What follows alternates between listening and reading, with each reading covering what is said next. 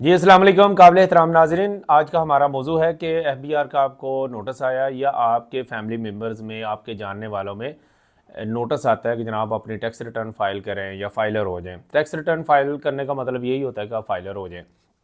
इसमें नोटिस में 111 और 114 और 114 बी ये कॉमन नोटिस हैं जो कि न्यू लोगों को आते हैं कि जनाब फाइल करें। और किन को आ रहे हैं? बेसिकली पहले मैसेज भी आए थे, ये उन लोगों को आ रहे हैं जिन्होंने कहीं पे प्रॉपर्टी ख़रीदी है, चाहे वो 2 मरले की ख़रीदी है, 3 की ख़रीदी है, क्योंकि रेवेन्यू डिपार्टमेंट से उन लोगों ने डेटा कलेक्ट किया और उस डेटा कलेक्ट करने की बेस पे एफबीआर की सिस्टम में ये सिस्टम उनको कह रहा है कि ये वेल्थ वाइज लोग हैं, इनको इनकम टैक्स देना चाहिए। या उनको ये नोटिस आ रहे हैं कि जिनके अकाउंट्स में मिलियन से ज़्यादा अमाउंट है और या मिलियन से ज़्यादा उनकी ट्रांजैक्शंस हुई हैं। तो इसमें आम तौर पे मार्केट में लोग जाते हैं तो बस सस्ते में फाइलर हो जाते हैं। तो ये निशानी याद रखें, आप क्यों किसी का केस लेके आते हैं और मिलते हैं और कहते हैं कि जनाब हम आपको फाइलर करते हैं, वो आपसे नहीं पूछते कि आपका इनकम सोर्स क्या है, आपकी प्रॉपर्टी क्या है, तो वो समझ लें कि रॉन्ग नंबर है। फाइलिंग के लिए बहुत ज़रूरी है सबसे पहले सवाल कि इनकम सोर्स क्या है, प्रॉपर्टी क्या है और फाइलर क्यों होना है। तो हमारे पास केस आया बेवा का, तो हमने जब पता किया कि जनाब इनकी तो ज़रूरत नहीं है, लॉ में बड़ा क्लियर है, बेवा को टैक्स रिटर्न फाइल करने की ज़रूरत नहीं है, डिसेबल को ज़रूरत नहीं है और जिनकी सैलरी कम है उनको भी ज़रूरत नहीं है। हाँ, अगर कोई इंसेंटिव है, अगर कोई डिपॉज़िट किया हुआ है तो डिपॉज़िट पे बेसिकली अगर वो नॉन फाइलर हैं तो 40% कटिंग होती है और फाइलर हैं तो 20% प्रॉफिट की कटिंग होती है, तो उनको फिर तो फाइलर किया जाए।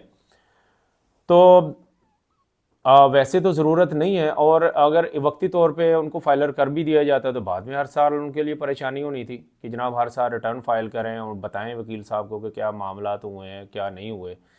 तो इसको देखते हुए अगर ऐसा केस आए तो बहुत ज़रूरी है कि खामोशी भी इख्तियार ना करें। आप देखें कि किस आरटीओ से आपको नोटिस आया है, और अगर उन्होंने रजिस्ट्रेशन कर भी दी हुई है, एफबीआर ने अपनी बेस पर रजिस्ट्रेशन किया, तो वो रजिस्ट्रेशन कैंसिल करवा दें।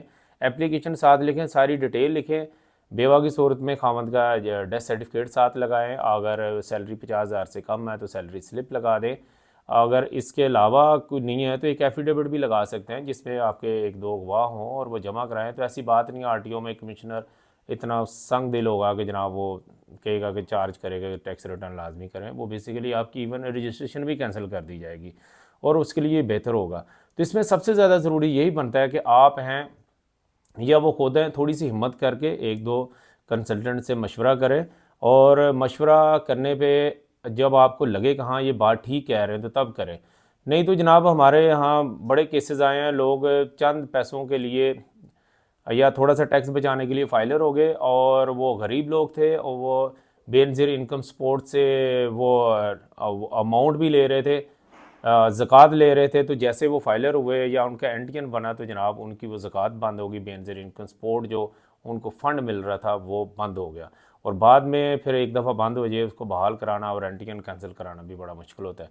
तो बहुत सोच समझ के टैक्स रिटर्न फाइल किया करें। एंटियन की क्रिएट करने के लिए कोशिश किया करें कि जनाब एक एक्सपर्ट की खिदमत हो ऑनलाइन, जैसे हम सर्विस दे रहे हैं। हम नहीं कहते कि हम बहुत अच्छे एक्सपर्ट हैं, हमसे भी अच्छे लोग हैं, लेकिन ऐसा बंदा जिसको ज़रूरत ही नहीं है उसको भी फाइलर कर देना चंद पैसों के लिए, ये मेरे ख्याल में बहुत गलत है। अपना बहुत ज़्यादा ख्याल रखिएगा। अल्लाह हाफिज़।